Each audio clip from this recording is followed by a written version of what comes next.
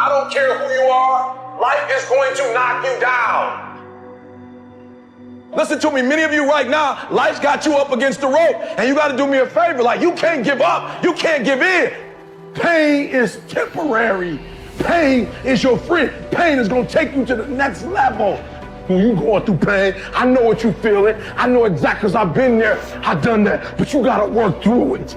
And the reason why most of you are not successful is because every single time stuff not going your way, you give up, you quit, you let go, and people feel weakness. They feel it. You can feel when somebody's not committed, when they're not all in, when they're not dedicated. And there's another level you get to when you go all in. Winners win and losers lose. There are going to be times that you're going to be wondering, why should I keep showing up and working my business? Why should I keep at it? Why should I keep showing up to the conventions? Why should I keep picking up the phones and making the phone calls? Why should I keep fighting for my goals and fighting for my dreams? And what I want to remind you is that you got to show up for your life regardless of the circumstances. You got to show up in spite of the naysayers. You got to show up in spite of the conversation going on in your mind. You got to show up for your life, because if you don't, nobody else will. If you want unreasonable results in your life, you've got to be willing to be unreasonable. Part of being unreasonable, you don't judge according to appearances. Part of being unreasonable, you can see it because you believe it. You must have the faith to call forth those things that be not as though they were. You've got to decide, I deserve this, and I'm going to have it. You've got to say yes to your life. You've got to say yes. Yes to my dreams. Yes to me. Yes, I can make it. Yes, I can. Doesn't matter how many failures I've made. Doesn't matter how many mistakes I've endured. Doesn't matter about my defeats. Doesn't matter about what I've done. Yes, yes. I don't care about the fact I'm in a hole now. Doesn't matter about where I am.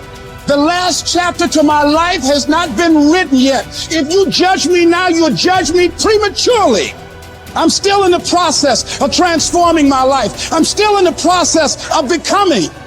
Yes. The brilliance of Thomas Edison was not in his mind. It was something much more ordinary and often much less respected. I've got no imagination, he once said. I never dream. I've created nothing. If you're someone who doesn't like Edison, you might think that this is Edison admitting to stealing his inventions from other, more brilliant inventors, like Nikola Tesla. Not quite, but he did readily concede that most of the credit belonged to something other than his brain. The genius hangs around his laboratory day and night, Edison said. If anything happens, he's there to catch it. If he wasn't, it might happen just the same. Only it would never be his. What he's talking about is showing up. The incredible, underrated power of clocking in every day, putting your ass in the seat, and the luck this seems to inevitably produce. Edison lived in his laboratory and never missed a day. Like Gehrig, even when he was sick, when he was tired, or when visited by tragedy or disaster. The modern conveniences we can trace to his lab then owe far more to his body than his brain, to the compounding power of consistency rather than sheer brilliance. It wasn't about inspiration. It was about getting to work, show up and try. Get on the treadmill, pick up the violin, script out some sequence, reach out to some clients, read some reports, lift a couple weights, jog 1 mile, cross one thing off the to-do list, chase down a lead. It doesn't matter what it is. All aspects of our life benefit from this circumscribed kind of wisdom. Just as long as you do something every day, that is the important thing. Show up. When you're tired, when you don't have to, even if you have an excuse, even if you're busy, even if you won't get recognized for it, even if it's been kicking your ass lately, once something is done, you can build on it. Once you get started, momentum can grow. When you show up, you can get lucky. Is this still hard? Yes. But the good news is that because it's hard, most people don't do it. They don't show up. They can't even do one tiny thing a day. So So yes, you're alone out there on the track in the rain. You're the only one responding on Christmas. But having the lead is, by definition, a little lonely. This is also why it's quiet in the morning. You have the opportunities all to yourself. Don't worry about setting any records. Just report for duty. No excuses. And here's the irony. This is also a way to break records. Consistency is a superpower. Day to day, willpower is incredibly rare. Lowell Getrig was a solid position player and a good hitter. But his success really was rooted in the fact that he didn't miss many days of work. It's quite likely that had he continued at his normal pace and not been stricken with R's, that he would have put up career numbers that surpassed Babe Ruth. Getrig wasn't just able to show up despite injuries and fatigue. He also had to push through ennui, doubt, and just plain not feeling it. He had slumps like we all do, but he also understood what they meant.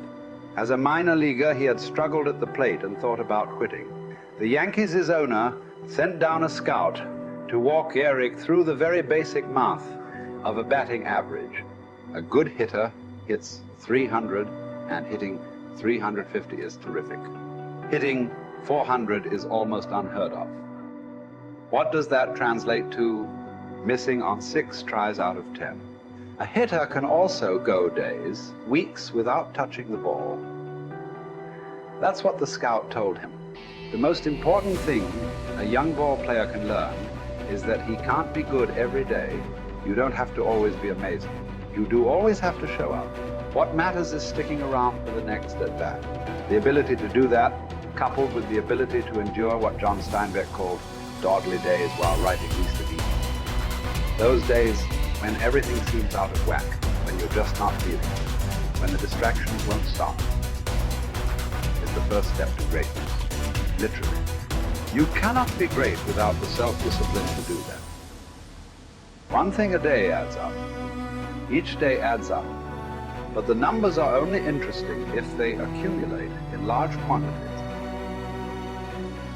You guys that are just getting started, you're not going to start right here. You're going to start down there, probably in another city, another town. I grew up in Lake Charles, Louisiana, no money, raised by a single mother. I was in debt at 25 years old. First thing that I had to do in my life was not learn a new skill. First thing I had to do to get my life moving in the right direction was self-development. It is vital. It was vital for me that I improved myself and I could start depending upon me. I had to show up every day with some rituals, some disciplines, and start getting myself to trust me, not trust others, but trust myself to do the right thing every day. One of the things that I started doing was beating the sun up every morning. I'm going to beat that sun up every morning so that I have the discipline and the control over my life. So I knew, hey, before that thing pops, I'm going to pop. I'm going to get out of bed, depend on myself, get up at the same time every day. And for me, that time, regardless of where I was beat that sun up. No matter where I am, I'm going to beat that thing up. So it gives me a sense of control over my own life. Second thing,